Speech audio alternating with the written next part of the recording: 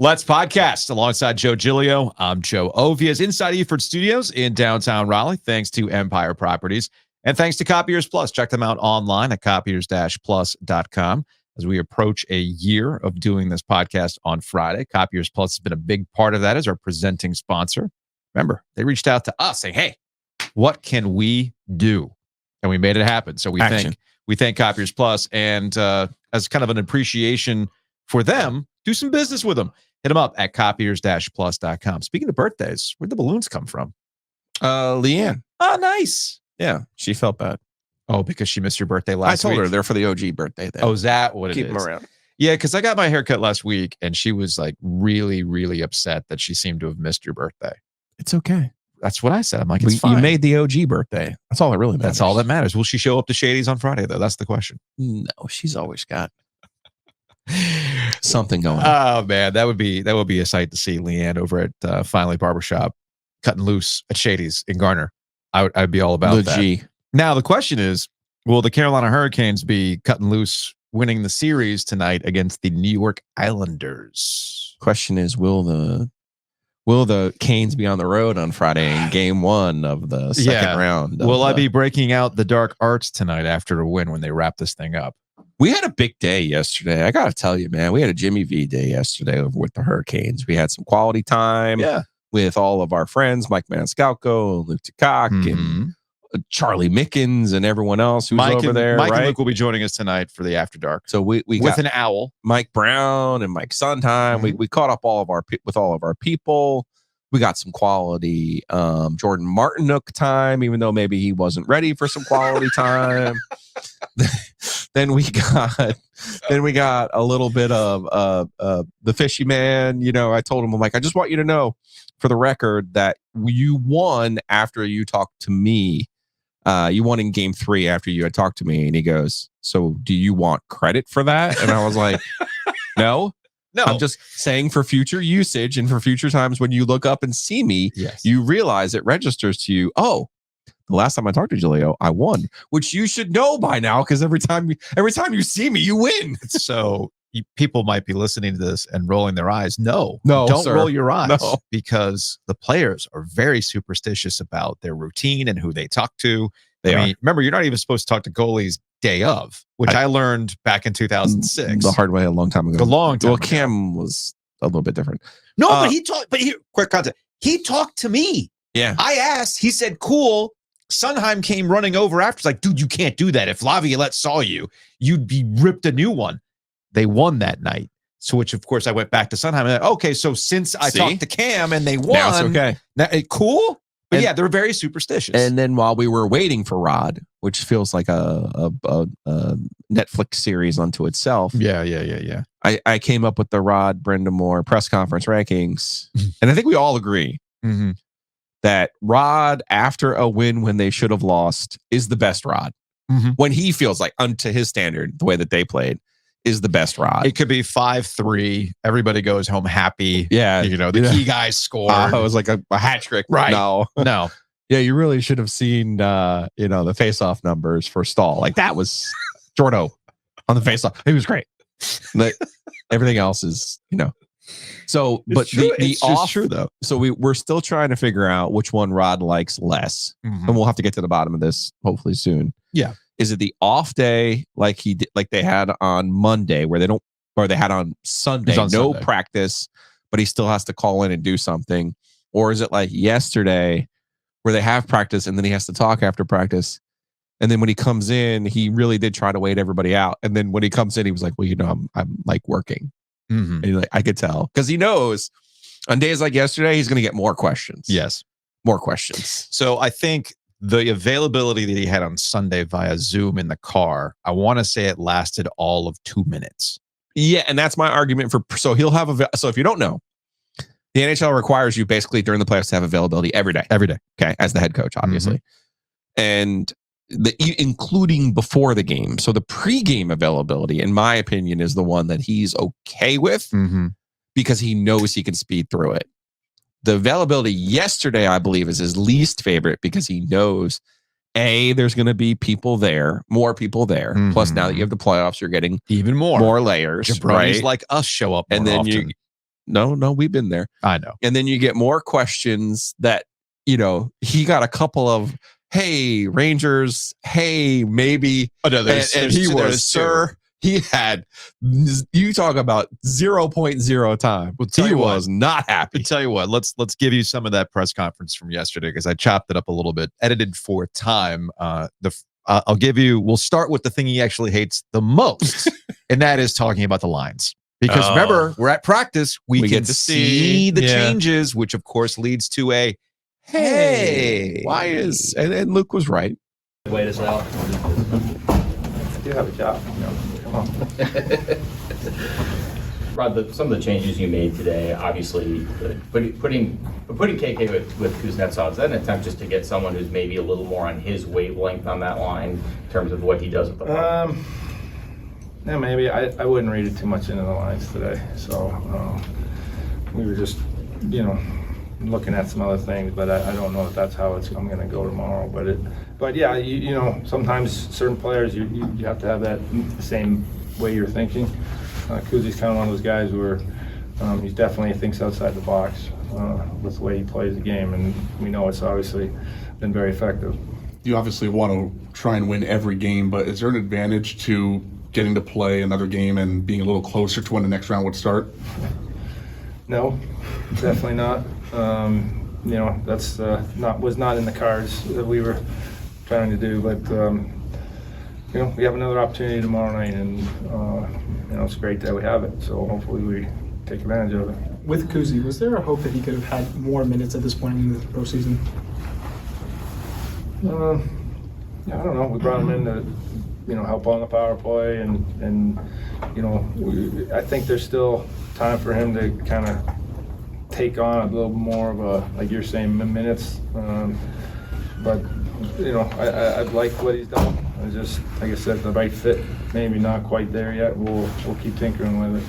Rod, you always talk about keeping even keel. Is that hard to do in the playoffs where every win seems kind of monumental and every loss is kind of Yeah, yes and no. I mean, it's certainly, you live and die every day, and then you have to kind of regroup and get perspective and understand. I mean, we know we have a pretty good feel in the room. We know how hard it is, and so you can't expect to go and win every night, but you expect to. But likelihood is it doesn't happen. I don't know any team that's won every game. Maybe there has been, but it just, this time of year, everybody's good, and so it's about bouncing back. It's about getting better. It's about how do you win the next one. Rod, how do you think Tony's performed Really being well. asked more minutes? Really well. I mean, he's done everything we asked him to do, and I think he's been real solid.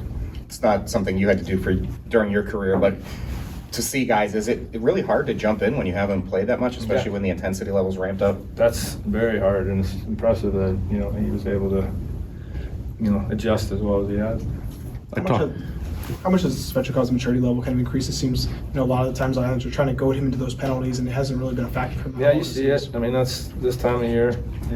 Discipline is huge, and we need it to continue. I think he's done a great job. Been a really good player. He hasn't been rewarded for how well he's played. I think he's been around it, and certainly, we need him to continue to do that.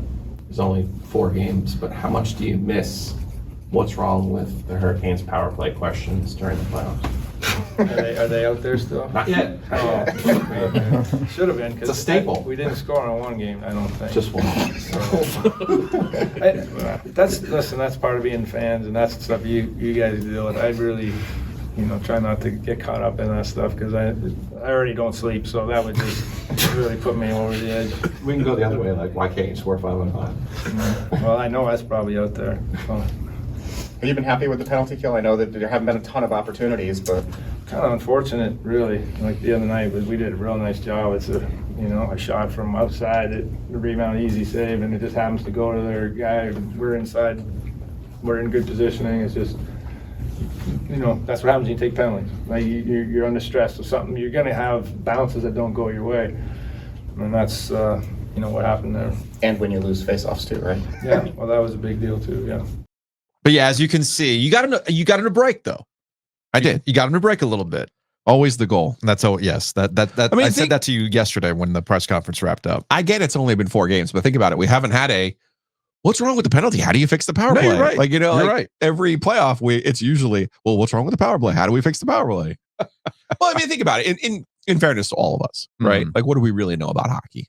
That it's dumb. Well, yeah, there's voodoo to it, and there's luck and this other stuff. But seriously, like, even people who follow hockey maybe take themselves a little bit too seriously. Like, I love Alec Campbell, but when he would start with the stat trick and the natural high dangers and this and that, natural stat trick is essentially the Ken Palm of hockey. Yeah, as if you needed someone to quantify being right in front of the goal and having this amazing chance was a quote unquote high danger chance, right? Or Corsi, which is basically puck possession, the best I can understand it. You know, I'm not making fun of those people. I get it. There is a different levels to understanding hockey, but ultimately, what are we left with?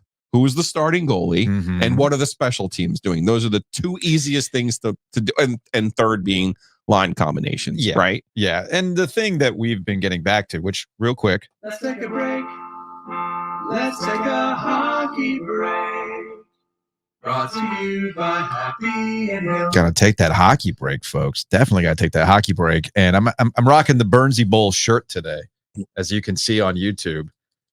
You gotta fuel your wild, if you will. So Burnsy's got all the goodies there. You get the Burnsy Bowl tonight if you want to. Outside section 123, they got a cart from Happy and Hale. Maybe you're thinking about eating a little better, eating clean. They got smoothies, they have salads, they got protein bowls. It's not just a salad place. They've got some real hearty meals there, really great on the protein level. I'm a big fan of the Bueno Bowl if I'm not getting the Burnsy Bowl. And they got locations across the triangle. One in North Hills, one out off of Six Forks. They got a location out in Durham, but most importantly, during the playoffs, got that spot right there, section 123. So big thanks to Happy and Hale for sponsoring. I'm mad at you. Why are you mad at me? You mentioned the Poke Bowl. Yeah, the ahi poke bowl with the yum yum sauce. Did you have it finally? I was there yesterday. Yeah. Over in North Hills. Yeah. Met Matt. Yeah. Tyler's running mate.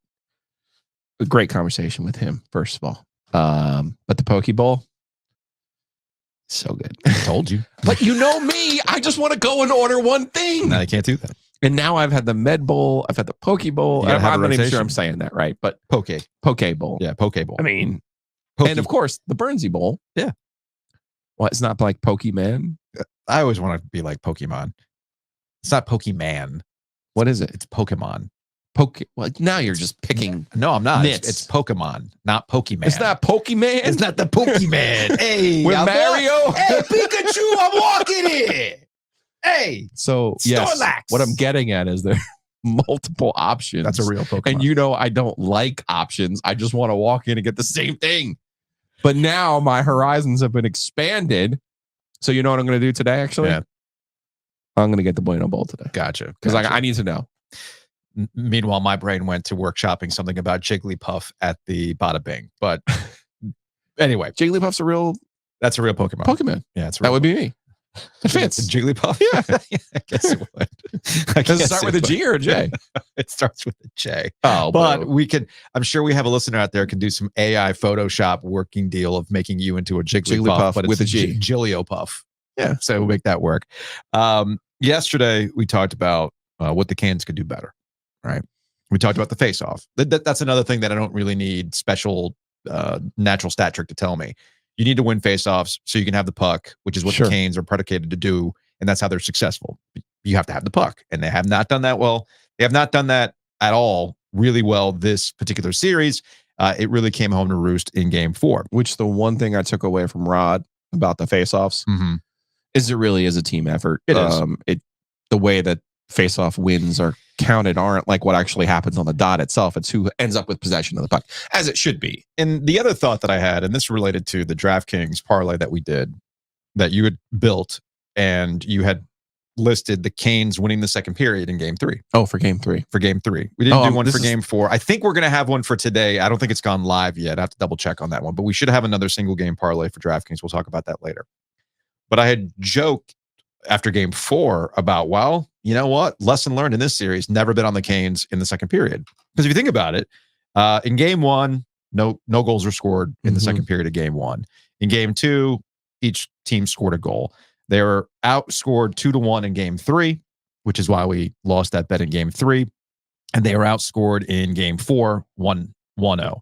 And I was like, just I just made the joke. I'm like, man, don't bet on the Canes in the second period, which is ironic because the Canes have actually been a very good second period. They've been off the charts in the second period. Gary, who's covered hockey in the past, you'd appreciate this because he put it in essentially a yellow pad form. And he said, since March 1st, and ignoring empty net goals, the Canes are +4 in the first period, 13th, +16 in the second period, first, and +8 in the third, which is 6th. The Isles are +12 in the second period, in the first period, first, but -3 in the second, 21st, and -2 in the third during that same time span. And yet that has not been the case in this series. When I tell you the bet was made based on what actually I've seen all season long on the Hurricanes. I know. The point that's overglossed there is the Canes haven't been a good first period team this year. They haven't been a good starting team this year.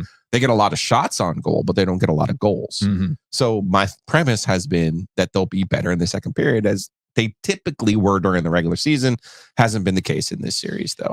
I think it's closing time, though, tonight. I agree. I think it's closing time. I agree. And you could tell the Canes were a little bit locked in. This gets us to your conversation with Jordan Martinook. Again, we're in the locker room, seeing who's around. Clearly, they wanted people cleared out of there. I don't think they were necessarily in the mood to talk. Totally understandable, because to your point, not only does Rod have to talk every day, but there's availability all the time when it comes to the playoffs.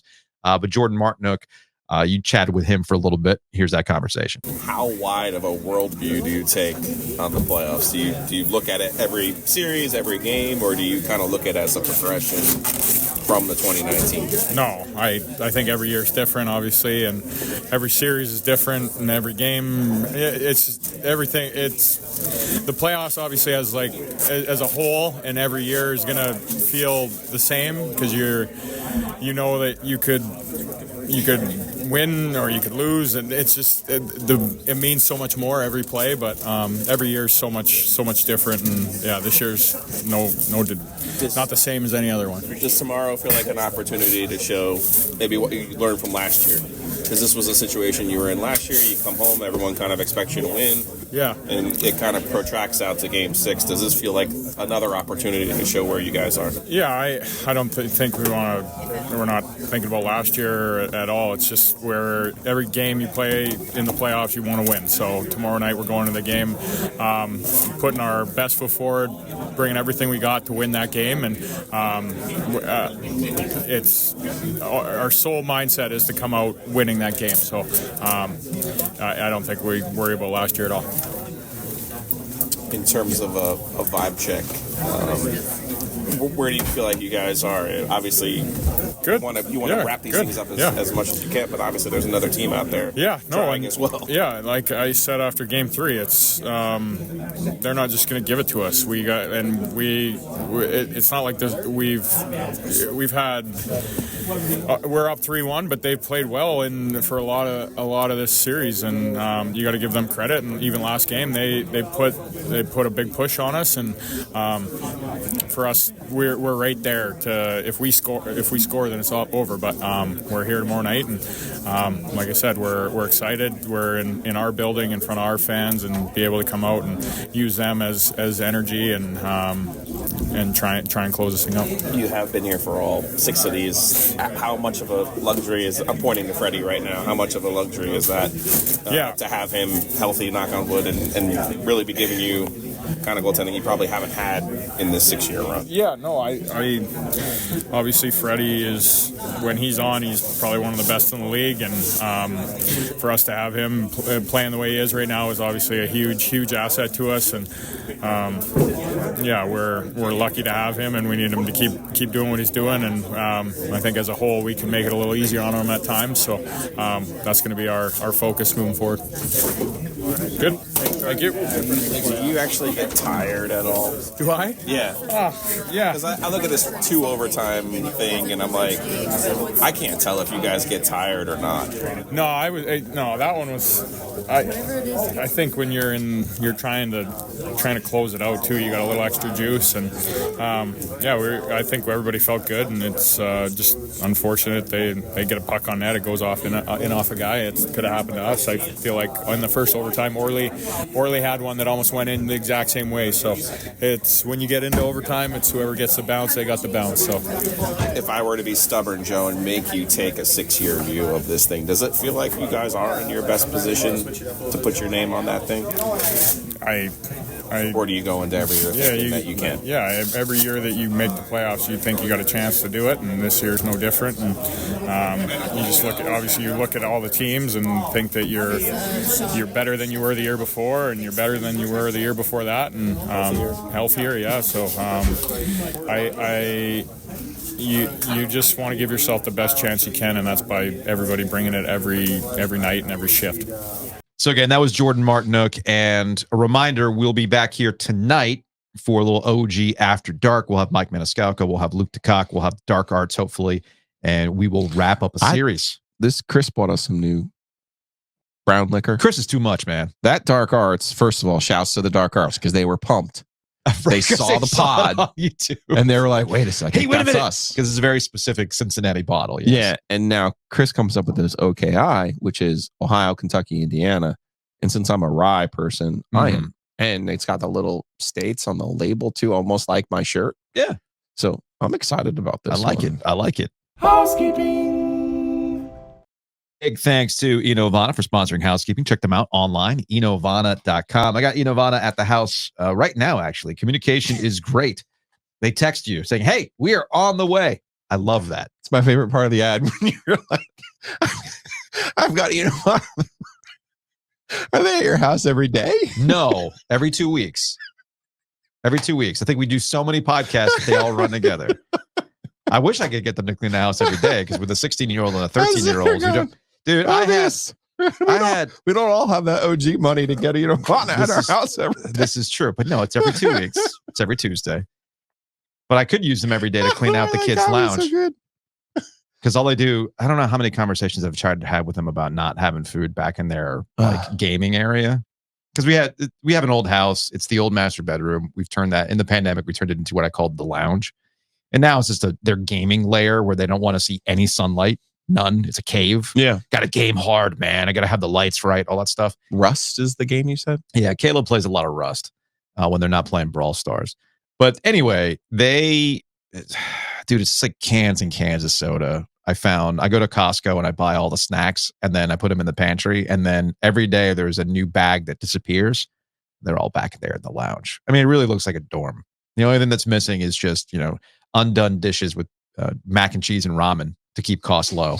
Anyway, that's to say, I needed Enovana to come out to my house every day. Unfortunately, they can't. They come out every 2 weeks. You can find out what works for you. Check them out, enovana.com. If you have mess inside your mansion or trash in your cabana, get it clean with Enovana. We got the OG birthday bash this Friday, Shady's in Garner, start at 6 o'clock. The trivia, I think, is going to start up at 7:30-ish time frame. Barista is going to be out there with their Oak City Grill, which is a lot of fun. Big thanks to Whitaker and Hamer for making this thing happen, of course. Check them out online at wh.lawyer. But Joe, let's talk raffles, shall we? What do we got here?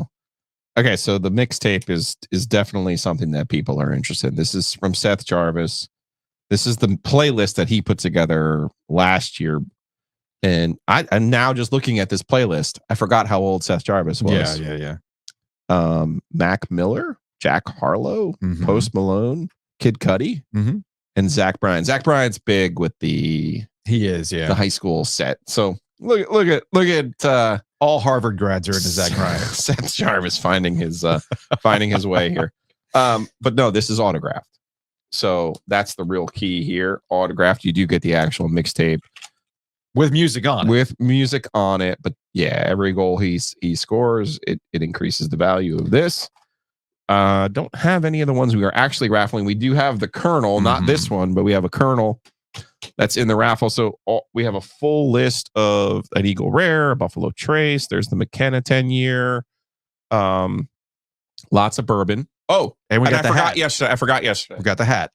Well, because it was in my car. You didn't forget it. No, but no, when I was listing it on the Twitters, yeah, I had forgotten that this is part of it. So the Masters hat that I won by my gambling prowess, as you could see, not been used, and from actual Augusta. I'll keep it in the bag. Give you the bag. Yeah, I was gonna say the bag is probably as people will like the bag. Yes. We got anything else? I don't know where the sign went, but the sign's over there too. The Where's UNC sign. So there it is, my Venmo on the screen at Gilio Joe. One ticket, $25 American dollars. 3 tickets, $50. 6 tickets for $100. Venmo me. You're in. We are going to raffle the mixtape last. Mm-hmm. Last. So, Venmo me. Please include your phone number. You'll get a text from me when I receive your Venmo. I say that because, not because I'm going to put you in some, spam call or robo call, but because if you win and when you win, I need to be able to contact you and get in touch with you. Because, Joe, we did the golf raffle. We had bourbon on our golf classic, and 2 of the people who won were not there. Mm-hmm. So they were able to collect their prize. We're going to do the same for here. So we definitely want to see you on Friday over at Shady's in downtown Garner, 6:00. I've now been told that the cake needs to be from Publix. Okay. Chad and Abby just got married recently, and I was at their wedding, and the cake was delicious, and it was from Publix, and it was cheap, and it was delicious. So I think that's where we'll get the sheet cake from too. Very excited about that. Okay. So that's at Garner, downtown Garner, Shady's right across the train tracks there. You can't miss it. And come see us 6:00 until they kick us out. We got trivia too, celebrating our birthday 1 year, Joe. What do you think? You're not feeling it yet? Okay. I'd say it went well. I don't do you know me yet. You know me with emotions. Birthdays. You know me with birthdays and emotions. Yeah. Not exactly my forte. Big thanks to Whitaker and Hamer for helping us do the thing at Shady's, wh.lawyer. And of course, big thanks to Breeze Through. Check them out online, breezethrough.com. Download that app. You can save money. I told you. Save money because I went to Breeze Through Fuel yesterday. Forward yesterday. Did you use it? I did. And it was easy. Super, super easy. Went and got the car wash too because, man, my car needed it. All at Breeze Through. Check them out online at breezethrough.com. And big thanks to Nature's Relief. Check them out, naturesreliefhempstore.com, RELEAF. I feel like I have to contact Nature's Relief or take you to Nature's Relief and say, can you get something for this man's neck? Yeah. Well, I'm ready. We're going to be there May 16th. We are. Be a good on time. Western, their new location. They have all the locations. We got Garner, the one over on Glenwood, old school Glenwood, past the mall, past the Crapshoot Valley Mall. So go check them out. Go have a conversation with them. Again, don't be intimidated. And it's okay to just sit there and go, I don't know what I don't know. No, seriously. I'm like, I want to relax. I have some anxiety. I have some stress. Or you want something with a Delta 8 and a Delta 9. Yeah, there's all different options. So go check them out. Nature's Relief, naturesreliefhempstore.com.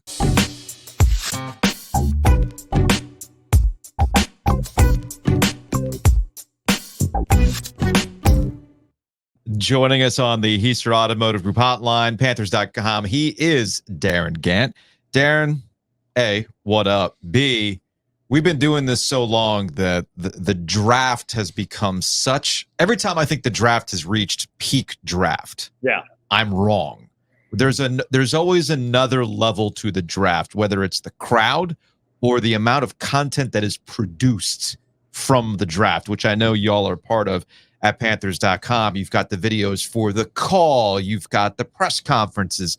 I mean, this is a jam-packed couple of days for not just the players who are getting called up, but for y'all.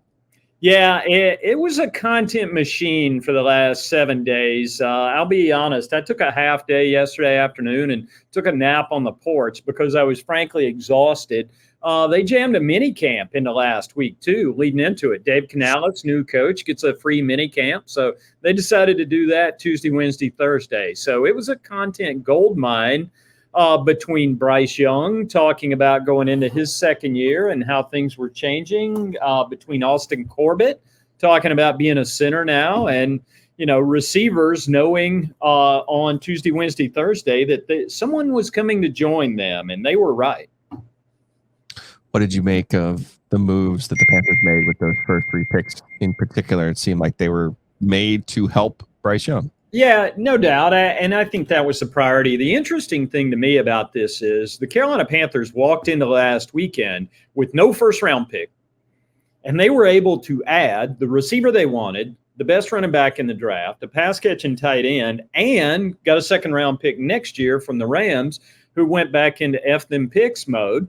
And now they're whole again in 2025. They were missing that too from the Bryce Young trade. Yeah. So they were delighted to pick up that pick. I mean, I think when that call came in, it was like, what? Seriously? Yes. In fact, we will do that. So, and I think that once they made that move back, then they immediately went into how do we get back up to get to Jonathan Brooks.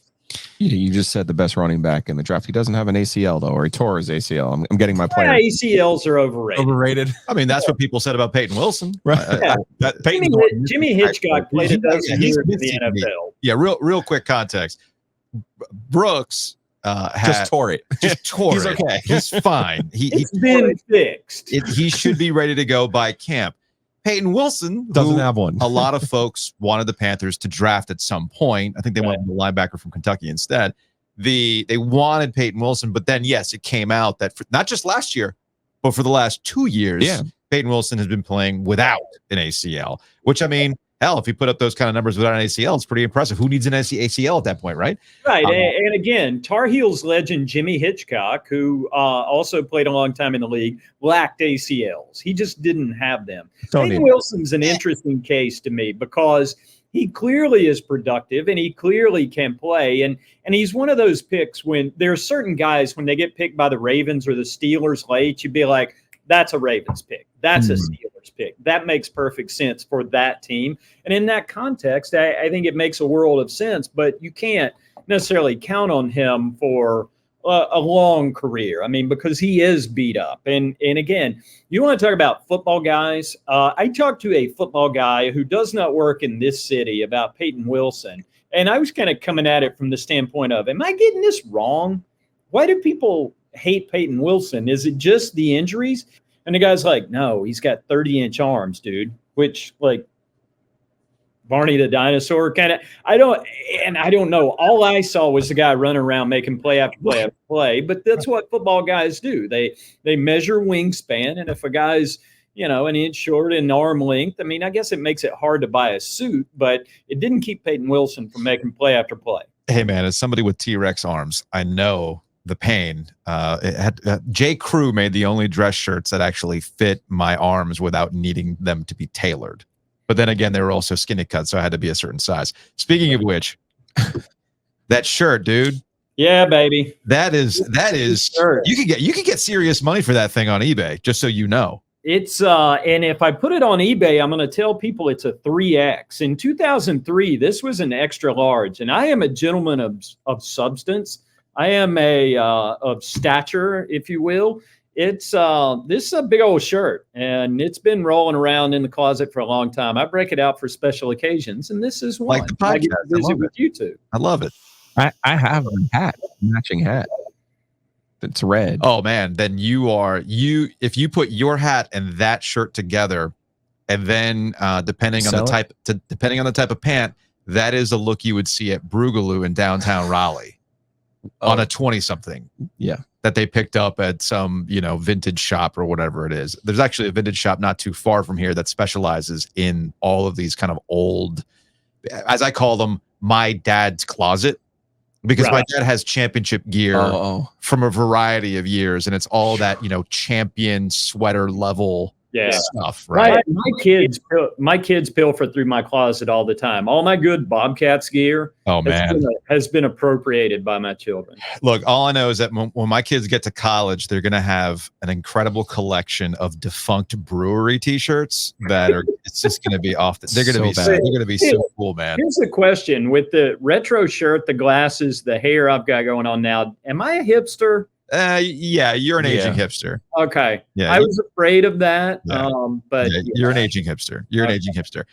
You're also to put a wrap on the Panthers draft, because we don't know. I mean, ultimately we do not know. We do not know.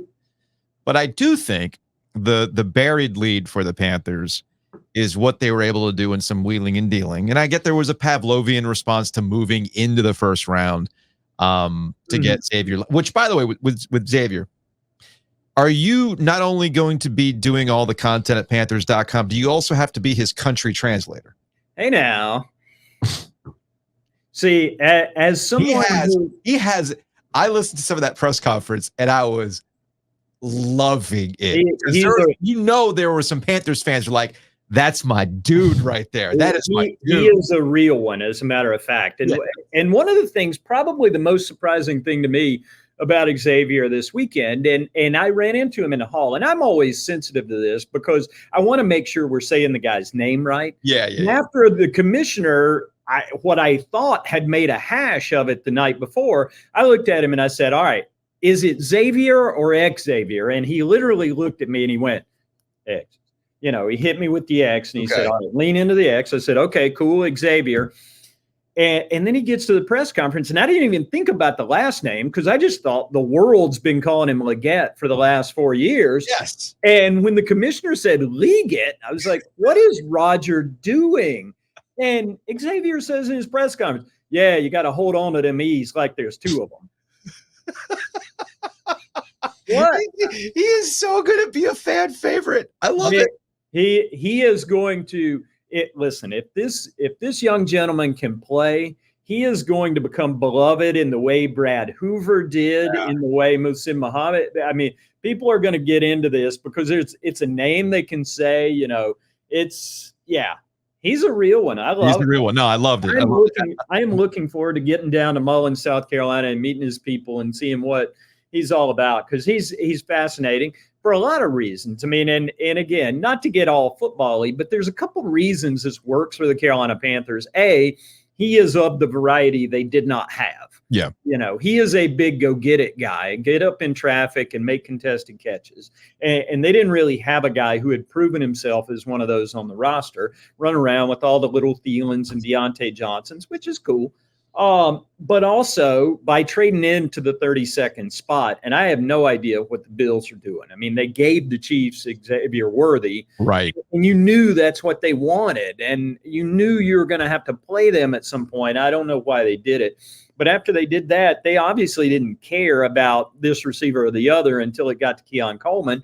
So they figured they'd get an extra 5th round pick, and the Panthers are like 59 picks of draft capital for a 5th year of contract? Yeah, I'll do that. Yeah, that 5th year option was a key part of that deal for them and kind of that final selling point. They liked Leggett anyway, and it's weird for me to get used to saying it that way. They liked Leggett anyway, but to get him basically for a free year was something they were absolutely interested in. And I guess that's my long-winded way of saying that draft capital that you talked about. There's that Pavlovian response to, the Panthers moved up. There's a sound decision-making behind it. Totally get it. And there was some wheeling and dealing that eventually ended up with, as you described, in the best running back in the draft. Some people are like, well, did you have to move up X, Y, Z?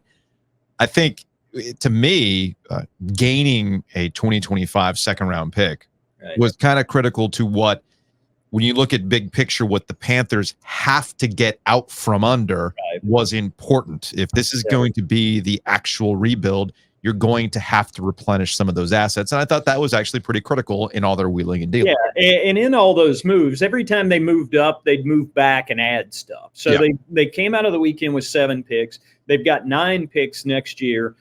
They've got the 2 from the Rams. They've got the extra 5 from the Giants. From Brian Burns. They've got 9 picks. They're feeling pretty good about life that way. They've got an extra 7 actually still from the Robbie Anderson deal, the gift that keeps on giving.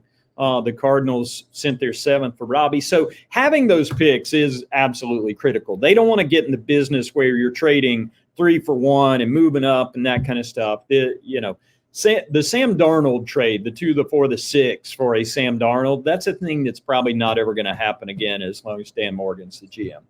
Gotcha. All right, time to play the game. Well, I think game, not a text. The time to play. That was on cue. It really was on cue. That was impressive. Explain the NFL or the Pro Football Hall of Fame process to Joe Giglio like he's 5. Okay. No, I'm more than 5. I think it's fascinating for people who don't know, right? Because baseball, I'll just give some context here. I feel like baseball, we all know, what is it? You cover something for 10 years. Yeah. They basically put you in the club and you get a ballot and you fill out the ballot and then you vote, right? And then they count up all these ballots and you're on your way. Hockey feels like a skull and bones that we're finding out. You know, if you're Ron Francis, you're on the board and you don't want Rod Brind'Amour in the Hall of Fame, well, tough shit, Rod. You ain't in the Hall of Fame until Ron Francis ain't on the board anymore. The NFL, the only thing I know about the NFL is like I've pieced together some Dr. Z, the late Dr. Z, and some Peter King comments about, my understanding is you're in a room. Yeah. I don't know how many voters there are. There's a list on the Hall of Fame's website. Okay. I'm just telling you what I know off the top of my head, Darin. That's all. Okay. So here's what I know. There are voters. You're in a room, and it is incumbent upon the person who covered that player to present that player to be voted upon. I don't know what the criteria is because it's not baseball, right? This isn't 300 wins or 500 home runs or all of our old standards. Football is a little bit of a grayer area, if you will. Yeah. So I don't understand the process other than I think, right, you are a Hall of Fame voter. You have covered the Panthers. It was your responsibility. For sure, Kevin Green and now Julius Peppers because he spent the majority of his career there. Correct. So Yeah. And it's really your job to present to the room. And then what happens after that? That's where I get a little bit confused too. There is robust discussion. I mean, it is kind of a Greek democracy. Somebody will present, we will discuss, we will debate, and then we vote. And, basically we get a mail ballot of like 125 preliminary candidates. We winnow that down to 25. They send us a list of 25 and we cut that to 15. And then those 15 we carry into the room. And that's the stage at which you present, you debate, you discuss, you vote. You cut 15 to 10, 10 to 5, and those 5 had to get 80% on a yes, no, thumbs up, thumbs down vote. So, we wear togas. It's very ceremonial. We treat 80% of 50. That's how you get the vote. Correct. Now, you started at 125. Do you present at 125 or no? No. The presentation level of it doesn't really kick in until you get to the final 15 and you get in the room. Okay. It would be unwieldy at that point. And honestly, if you look at that list of, not that we are not uniquely qualified to do this job, of course we are. But I think most reasonable people could look at that list of 125 and say, yeah, that's one, that's not. Jake Delhomme's on that first list. Jake Delhomme's not a Hall of Famer. Yeah. Jordan Gross, great player, not a Hall of Famer. He's in the Hall of Honor up here. Both those guys are. You get names like that, and it's pretty easy to cut that list to 25. Where do those names come from, though? Huh? Where do those names come? Are you required to submit 3? No, I mean, I think there are criteria. Basically, you can nominate anyone who is 5 years out of the NFL. Fans can nominate people as a preliminary candidate, and that list may be 125, maybe 150 in any particular year. We'll cut it to 25. But if you've made a Pro Bowl, you're automatically nominated. But fans can nominate anyone. I got a message from the Hall that a fan in Albuquerque nominated a scad of former Panthers like Jake and Jordan and Wesley Walls and different cats. And, that preliminary process takes its own course, but really it gets serious when you make that cut to 25. That's when you kind of seriously consider. That's where Steve Smith's been stuck for the last 3 years with the 3 receivers that have been tied in a knot for the last 3 years, Andre Johnson, Torrey Holt, Reggie Wayne. Steve's been kind of stuck in traffic at 25 and not gotten into the room for the 15.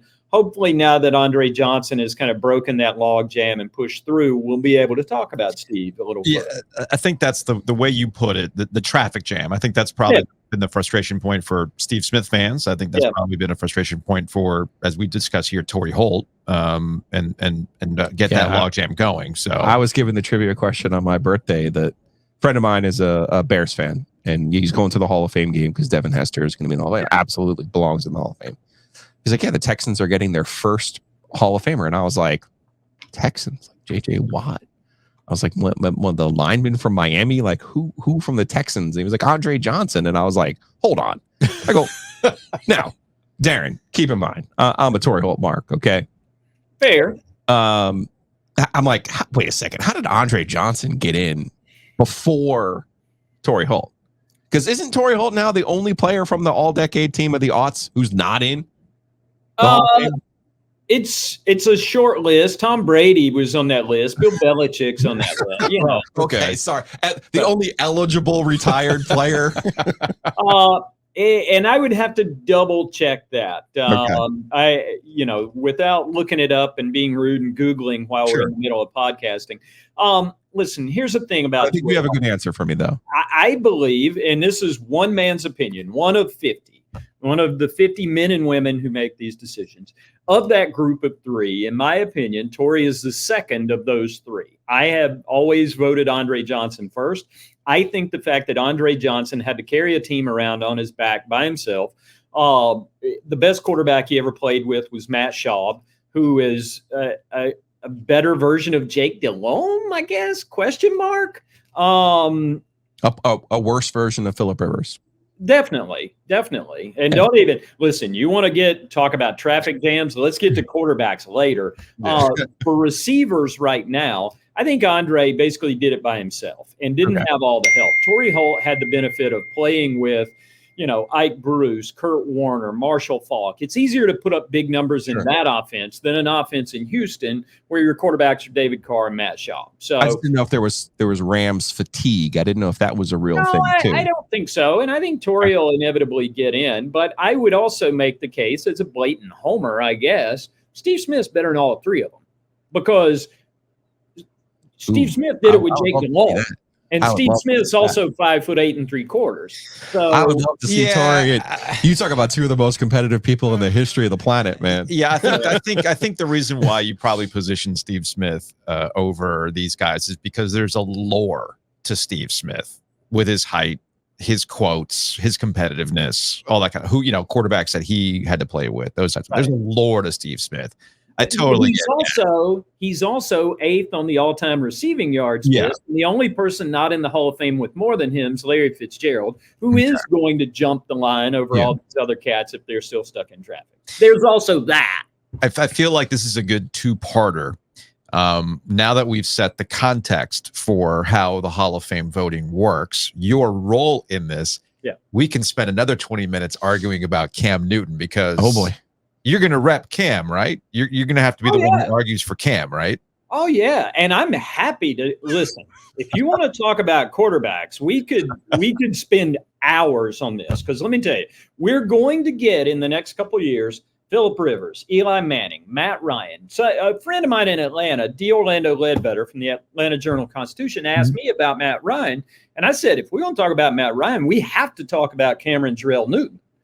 1 Super Bowl, 1 MVP, big numbers. But what Matt Ryan did in the passing game, Cam did as a unique. He's the unicorn, kids. He was 1 of 1 before 1 of 1 was a thing. And that was before he started throwing cats out of the club at the 7-on-7 tournament.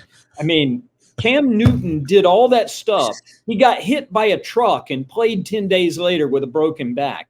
He has more rushing touchdowns than any quarterback ever, and most of the running backs in the Hall of Fame. Yes. He was a unique creature. And I think we'll have an easy – I have no problem whatsoever jumping up and down on the table and saying, are you guys insane? Eli Manning's a 500 career quarterback. He had 2 good games at the right time. Yeah, but you I was going to say, and his last name is Manning, so all of that is going to work in his favor. You could probably be one of the 20% that doesn't. And I'm not for the hell of it. I can make a 15 next year without Eli Manning's name on it pretty easily. Yeah. Jesse Helms that thing as long as you're on. And then deep cut. I'm saying, like he knew when he was going to lose. He just stood on his principle, man. Senator, no, that's great. But yeah, Cam Newton walked or wasn't old enough to get that call, if you will, so that the likes of Caleb Williams could run. We got a quarterback. Not even that. Williams ain't that guy though. No, what I'm getting at is in terms of the personality. Like all that kind of stuff. Oh yeah. Big deal that he paints his fingernails in Chicago. Man, they don't care. You're gonna win. We don't care. They're hype about it. So they got a good squad around there. Anyway, that's a full conversation because, like I said, we could derail the entire podcast today talking about Cam Newton, the process of the voting, and everything else. Yes, we could. That's gonna be. But we could save that for a little bit because there were on. people in that room who didn't want to put Terrell Owens in with the greatest numbers you could possibly have for a receiver not named Jerry Rice. I just want to plant a camera, or at least put a wire on Gantt during the conversation. Well, here's what I will tell you. Here's your little peek behind the curtain. Yeah, man. They will let, and unfortunately, we've had to do the last several meetings virtually because of COVID. We're hoping to get back. The plan was to get back in person this year, but there was an ice storm. Getting people to the same place at the same time was tricky. the Hall of Fame records for NFL Films the first 5 minutes of presentation. So the me talking about Julius Peppers is a thing that may become available at some point. I don't know what they're going to do with it. I sound like Xavier Leggett, so they may never want to put it on television. But those things are available. But the Hall does request that we keep the discussions confidential because they do want to have a robust, honest discussion, an honest vetting of these people, because it is important. I mean, we're talking about these guys, and so often we run into people and you say, oh, well, of course he's a Hall of Famer. This should be hard. It should be hard to get in because it's meaningful. And I think it's a lot more meaningful than some of the other halls. I mean, the Basketball Hall of Fame basically is like, if you got perfect attendance in 5th grade, you're in the Basketball Hall of Fame. It's really easy to get in that one. It's really hard to get in the one in Ohio. Baseball is probably the hardest one. The one in Ohio does, in its defense, does say the Pro Football Hall of Fame. The Basketball Hall of Fame is considering your whole entire career. Darin Gantt, Panthers.com, keeper of the vintage Super Bowl swag. All right, man, we'll talk to you later. See y'all.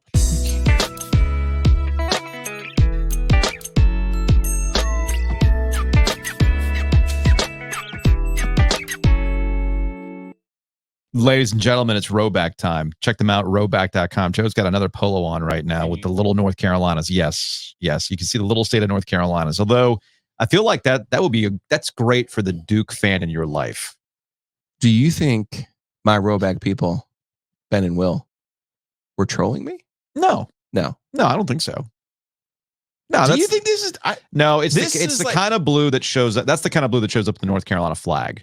Yes. So that makes sense. Okay. As somebody who's ripped off the North Carolina flag to represent OG Triangle Media, never. That is the blue that is in the North Carolina flag. So that tracks. But I'm just saying, if you happen to be a Duke fan. But you know what it is, though? What is it? The most comfortable golf shirt that's ever been on my body. And again, and I have you'll see the hoodie today I'm not the hoodie, the quarter zip. I have the quarter zip for tonight. You'll see that at the game because it was freezing in the arena yesterday, by the way. It's that time of the year. My Lord. Yeah. So the quarter zip, that's a double X. The shirts, since I like to play golf in my shirts, are XL if you're looking for sizes. Shirt feels really, really good. Very, very comfortable. RHO back, rowback.com. Use that promo code OG20. Save 20% on your order. You're going to look at it and go, oh man, you guys are rolling deep. I'm telling you, these are the best golf shirts that you're going to find. And they have way more than just golf shirts. Yeah, it's quality. Like the shorts are in the same boat. I got a couple of the everyday shorts, and we're about that time of the year where I'm going to be breaking those bad boys out. But I had the gym shorts on over the weekend because I picked up a pair of those just to do some stuff around the house, did some yard work, all that stuff. To say it's like wearing nothing. I mean, it's super, super light. It's moisture wicking. They're incredibly comfortable. All that stuff. You know who needs to hit up Rowback? Major League Baseball. Having all kinds of uniform problems. I believe they'll be able to cover up all your bits. That's the important part. And they're literally having problems with sweat. They are. They are. What are we doing? Okay. Something to keep in mind. Contact Hometown Realty, myhtr.com. One thing when you're buying and selling a home, you want to do it with confidence. And that's what you get when you work with Hometown Realty. Locations all across the triangle. Again, check them out at myhtr.com. This is a pretty big deal to buy or sell your home. There's a lot of involved. It's not as simple as you might make it out to be. Especially with the market being hot, you want to make sure you're maximizing everything, and that's where Hometown Realty comes into play. Yeah, you go with Hometown Realty, and you're thinking, well, or listen, let's say you try to do this on your own, and you put a bid in, and then all of a sudden it disappears. Well, where's your confidence? Yeah, right. Maybe you think, oh, I could sell this on my own. Then all of a sudden somebody pulls out. Well, where's your confidence? You want the experts. You want the people who know this market the best. 6 locations from here to the coast. Hometown Realty. It's myhtr.com. Buy and sell with confidence. You want to be confident you're going to have a great meal? Go to Butcher's Market, thebutchersmarkets.com. It is a hockey game day. Maybe you don't have time because it's a weekday game, but you still want to get a little tailgate in. Drop by the Lake Boone location, pick up a sandwich on your way, hang out in the parking lot, crack open a beer, and you're good to go. They're getting real close to their grand reopening. I know. Because of the construction that was going on in the parking lot around them. I know. But a certain fast food restaurant is just about done. And they're actually having an event soon, so we will be out there for no other reason than to go check them out. I believe it's going to be on a weekend, but we'll be out there. We'll check you guys out. I'll finally get that French dip. And you can finally get the French dip, but you know what today is? Today is a hot dog day at the butcher's market.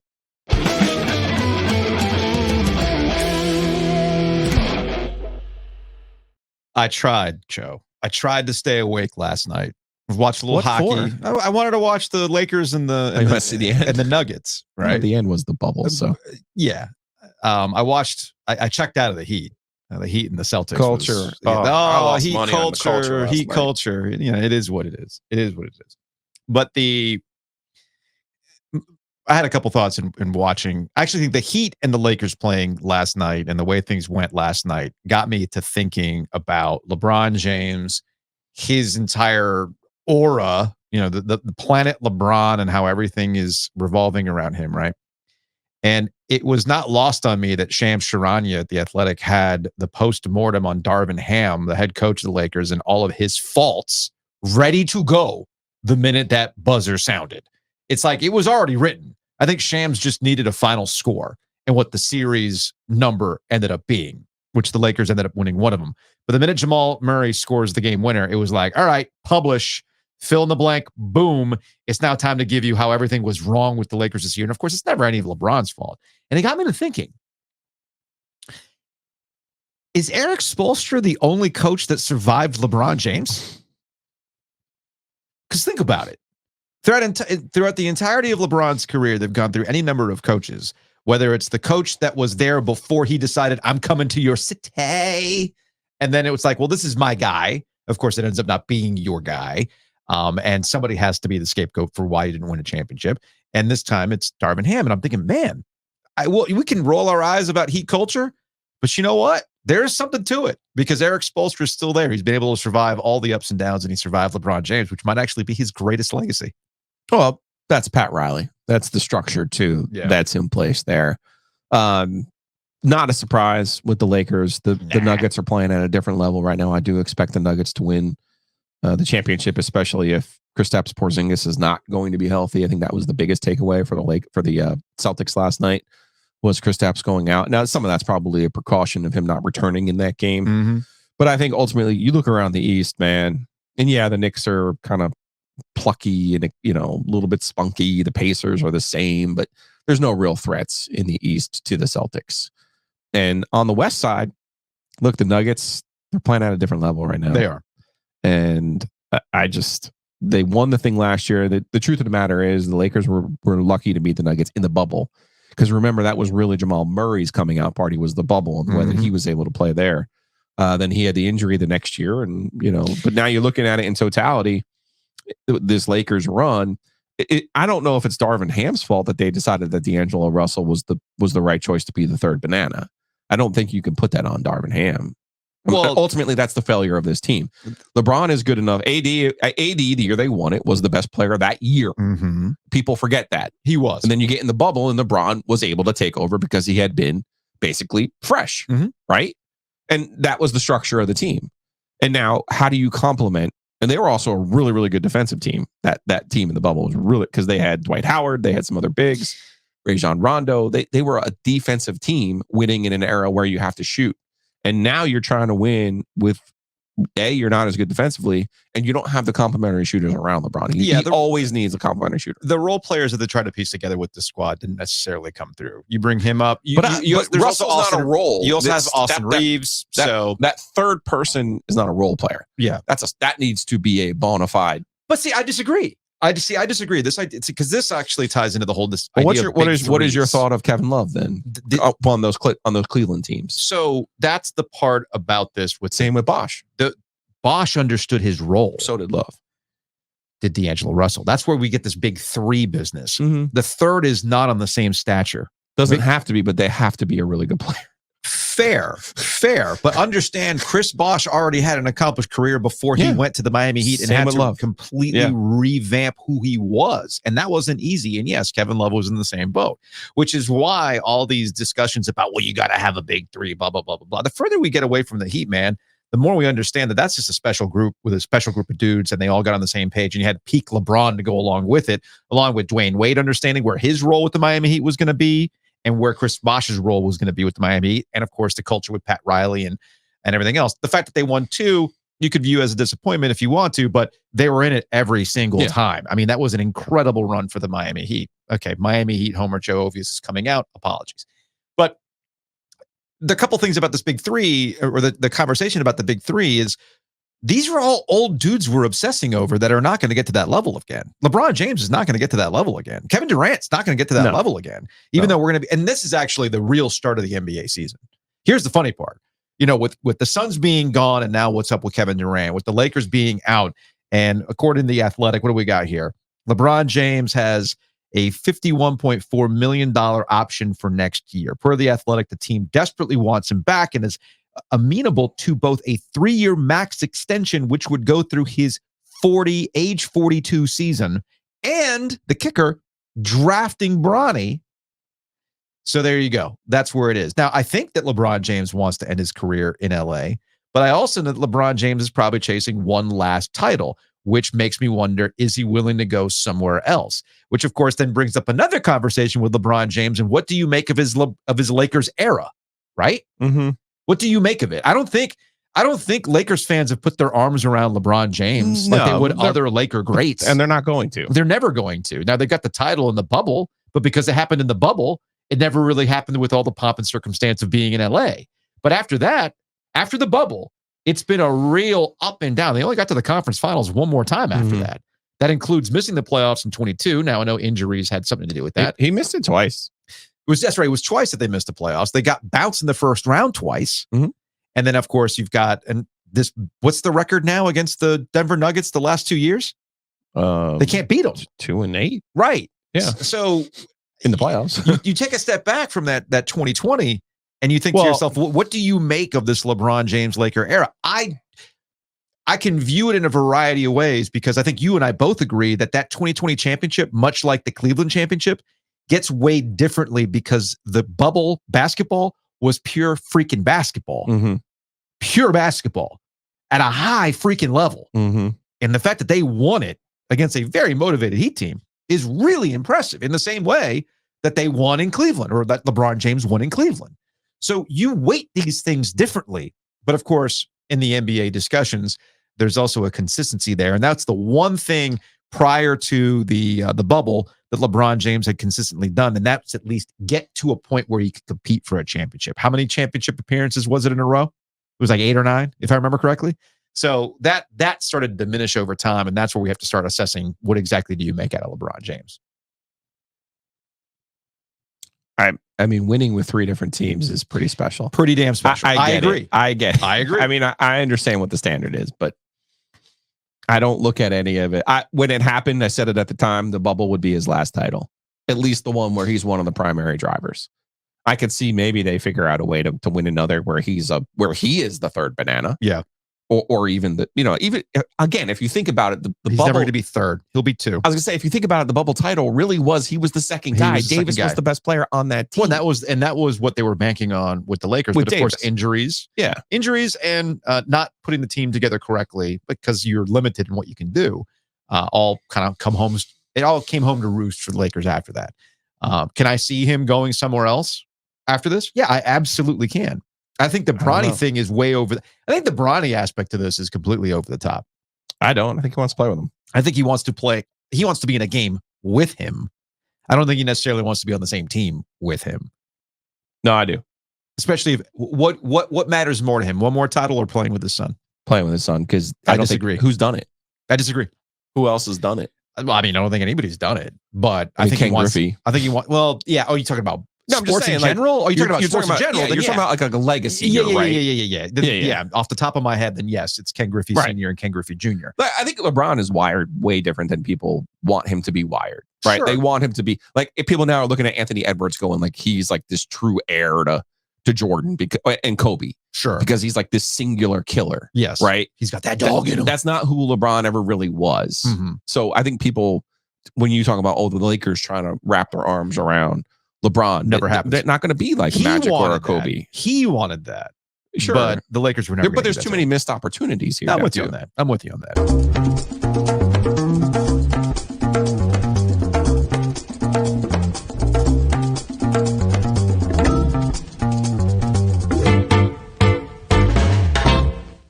We are working on another single game parlay for the Canes tonight, so be on the lookout for that on social media when we get that information.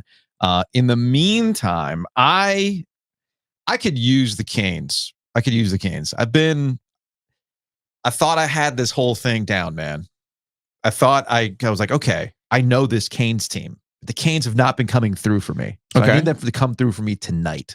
We talked about the second periods and stuff like that, right? Yeah. So I need them to come The through. number is pretty dumb tonight. Is it? Yeah. I haven't looked at the number today. Yeah. What do you got? I'm going back with my man Sinner. He's playing right now, but my sometimes you got to get through it, man. Yeah. Like last night I had the Vegas has just been driving me crazy. The Golden Knights. Mm. You know, I think they were trying to play hide the sausage with Mark Stone, and that he was, they were trying to do the old, oh, he's not really injured, but he is injured. Then he comes back and they look amazing in their first two games. Subsequently, Dallas has remembered, oh yeah, we were the best team in the Western Conference this year. So that one's taken all my money. So like I said, sometimes you just have to have a couple of futures out there that help you get through the waves. Oh, we got Champions League? No, soccer's been vexing. I didn't realize. I'm telling you, man. I didn't realize we had Champions League. Okay. But you know what you need to do? Go to the DraftKings and do the baseball bet where if you're up by 2 runs, you win. It's an automatic cash out. I had that yesterday, and it actually worked in my favor because the Phillies were up early on the Angels. They ended up losing the game, but as soon as they got up by 2 runs, you win your bet. So that's the way to do this thing, man. So go download the DraftKings Sportsbook app right now. Use that promo code OG24. New customers bet $5.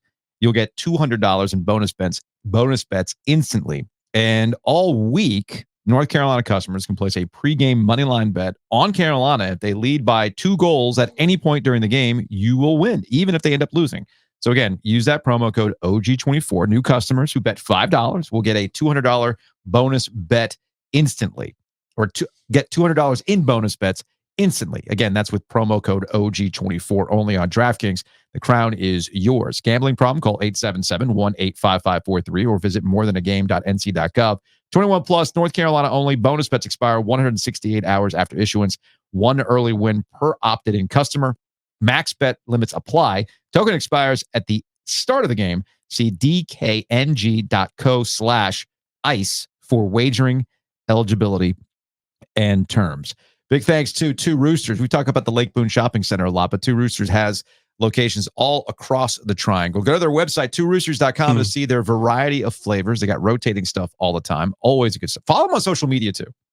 Go give Two Roosters a social media follow on Instagram because they're showing you amazing ice cream footage that's going to get you to come in. It tastes just as good as it looks. So again, go to tworoosters.com. Big thanks to Mosquito Authority. I've been talking about doing some yard work. Mosquito Authority's been coming out to the house, and I have not had issues getting bitten up, which is a plus. So check them out, bugsbite.com. Been seeing the signs around my neighborhood. I'm sure you might see some signs around your neighborhood. Mosquito Authority and Pest Authority. You can bundle and save. You can take care of the outside of your house. You can take care of the inside of your house. Underneath, too. Yes. We had someone reach out about the moisture under their house. It's a real issue. You don't want any mold or mildew coming up from your crawl space into your house, screwing with your floorboards. You talk about buying and selling with confidence. Hometown Realty, one of the first things they'll tell you is make sure you got your house in order. Best way to do that, protect the inside, protect the outside. Go with Mosquito Authority, Pest Authority. It's bugsbite.com. Big thanks to Matt Davis over at State Farm. We talk about your house a lot. You want to make sure it's insured with the best coverage. State Farm's got that. And Matt Davis is here in person. You can call him directly at 919-779-8277. InsureGarner.com or the OGinsurance.com. I'm playing golf with Matt on Friday. Yeah, Friday, right. And I said, well, what do I owe you for the golf? And he was like, well, I'll give you some new talking points for the ad. How about that? I said, okay. Fair enough. Fair enough. Let's do it.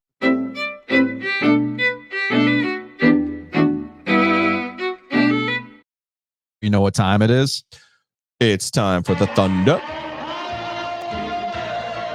It's time for the lightning round. All right, Joe, explain Jaden Taylor and State's roster now. I'm just thinking of the pandemic year where we did the Panthers and the Lightning. So stupid. Yes, you can give it the as expected that Jaden Taylor is returning to NC State. Some roster moves for the Wolfpack. Marcus Hill was the big one, Joe. Bowling Green, 20 points a game. That's your scoring guard, your lead guard. Michael O'Connell coming back as your point guard.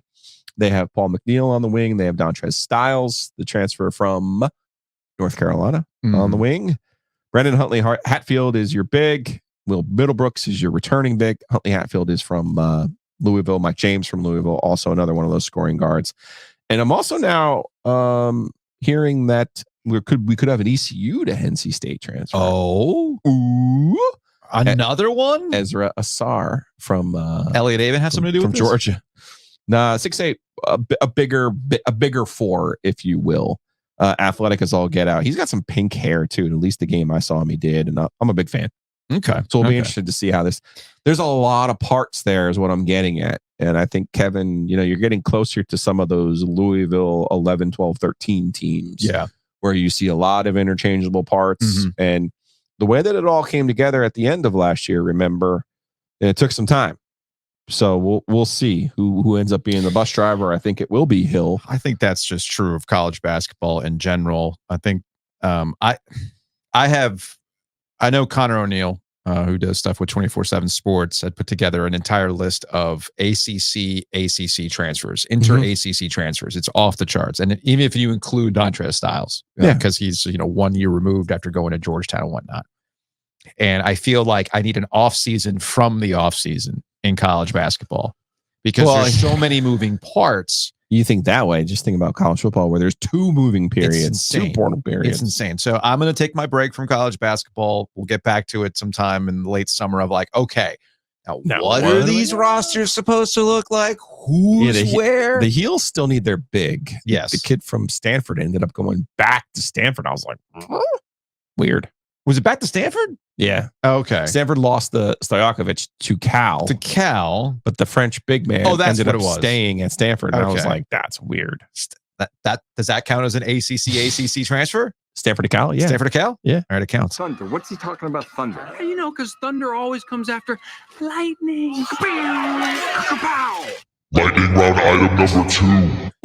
The 18-game schedule in the NFL has been a point of conversation now that we're getting away from the draft. So we need something new to talk about with the NFL. And now we're obsessing over the 18-game schedule. And I was reading Front Office Sports this morning, and it was cracking me up, because this is one of your Joe Giglio ideas about President's Day and everything else.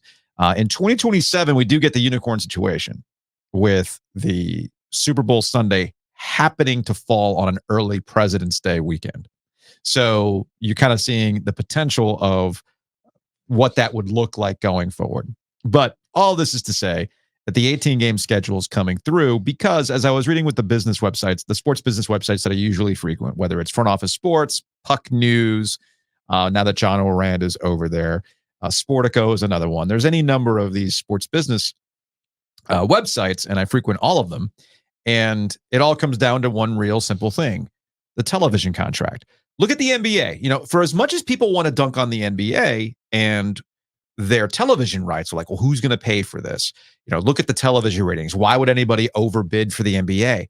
Because there's not too many of these properties remaining. The NBA is still a valuable one, especially when it comes to the form of inventory. And if you have a network that you need programming for, then you absolutely love the NBA, to the point where NBC might come out of nowhere and outbid Warner Brothers. Why? Basketball. Because you got to bring John Tesh back, and you got to put stuff on Peacock. Okay. So what I'm hearing you say about the NFL is, other than taking one of my ideas, your long-standing idea, yes. Other than hearing that, what I'm hearing you say is the NFL, we're going to expand something because people are interested in it. Yeah. Ultimately, and because it will help us make money. Yes.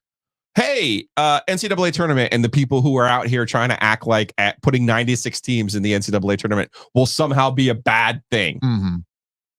It'll be fine. It's okay. It'll be fine. It's okay. It's interesting. The NFL is basically taking everybody's corners in terms of the calendar. Yes. But what is the NFL supposed to do? they're not supposed to play nice. They're in it for themselves. The And NFL cares about the NFL. If there is a demand for them to be playing on Christmas Day, well, then damn it, they're going to play a Christmas game on a Wednesday because they can take that from you. If they want to take, because I've seen this floated out there, but President's Day weekend, Joe, that's like that's the Daytona 500, but that's also like NBA All-Star weekend. What makes you think the NFL cares? Number one. Number two, what makes you think that the audience largely cares? You know what you do? You go the week before because there's that vacuum. There is that vacuum. I've argued for so long that weird vacuum between the or you do it that Saturday, the conference championship games, and the Super Bowl, that 2-week period, that is a prime weekend for you to get some stuff done because people are just thirsty for the next thing. They're in that mode. We're literally watching like beach volleyball, right? Pro Bowl games. So anyway, just something to keep an eye on when it comes to the calendars. Stop acting as though other sports having some sort of lock on that weekend matters. It doesn't to the NFL, and they continuously show you that when they go toe-to-toe with you, you ultimately lose. Are you ready for Kelsey Brothers? Yeah, Jason's going to be on the Monday night. Yep, and Travis just signed a 2-year deal that makes him the highest paid tight end, which I think is purely based on... Wow, you mean he wasn't? No, he wasn't, which I think is interesting. His contract was signed before. Yeah, but also this is one of those rewarding contracts because Travis Kelce over the next 2 years, we already saw a little bit of a lack of production, but I guess there are certain things that you want to keep Patrick Mahomes happy with. Well, it wasn't the cheetah. And one wasn't the cheetah, but Travis Kelce would keep Patrick Mahomes happy, and that's why you get that contract. You talk about in case of emergency, you could be seeing that with Travis Kelce this time around with the Chiefs. This is true. This is true. And one more lightning round item. No, not that one. Last lightning round item. Did you see where Bill Belichick will be participating in the Tom Brady roast that is happening on Netflix? Yeah, I'd love to tell you I was going to watch that roast, but do people love Tom Brady the way that I think Boston production companies want you to love Tom Brady? I think Boston people do. But Boston obviously is not the entirety of America. No, but we get a lot of New York stuff. There's this odd. This is true. But hear me out here. Is Tom Brady? I mean, I have my opinion on this. They try to position Tom Brady in the same level as LeBron. They try to position Tom Brady as the same level as Michael Jordan or Tiger Woods. Sure. Now, in terms of his accomplishments, yes, Tom Brady is the greatest to do it. No questions asked. But there's a difference between being the greatest to do it and people loving you. And I don't know if people actually outside of the Boston area truly put their arms around Tom Brady. Tom Brady has a little bit of a LeBron James problem that it comes off as inauthentic at times. Like his podcast stuff since he's retired has been the classic, I'm out of the game. I'm of a certain age. I know what I'm going to do. It ain't like it used to be. He goes full Jerry Seinfeld, like, you can't make sitcoms anymore, even though he was literally just in the last Curb Your Enthusiasm, which was a callback to Seinfeld, which is on TV every day for multiple hours a day. The point is, Tom Brady did the worst thing you do when you get old, and that's talk about the old days. Back in my day. Don't do that, because it makes it really, really difficult to put your arms around. It just makes you miserable. Is he ever going to be on Fox, by the way? I think he's supposed to be this year. Okay. And I'm telling you, he's not going to be all that interesting. Well, Joe Montana was terrible too. I don't see the love. And Bill Belichick showing up for this sort of thing also makes me wonder, what are we going to do? Belichick being tight with Pat McAfee is not something I had on my bingo card. Is it though? No, it's not. Because here's the thing. I thought he would go off and coach lacrosse somewhere. Nah. I totally see that because we've seen you've seen those specials with Nick Saban. We've seen it with Nick Saban. Right. There's the Belichick that he wants you to see at the press conferences because he didn't want to deal with your bullshit. Right. And then there's the charming man that we've seen before. I think they're both fascinating. I think they're both really smart. I just didn't have it that they would hook up with him. That's all. Fair. That's fair. That's your lightning round.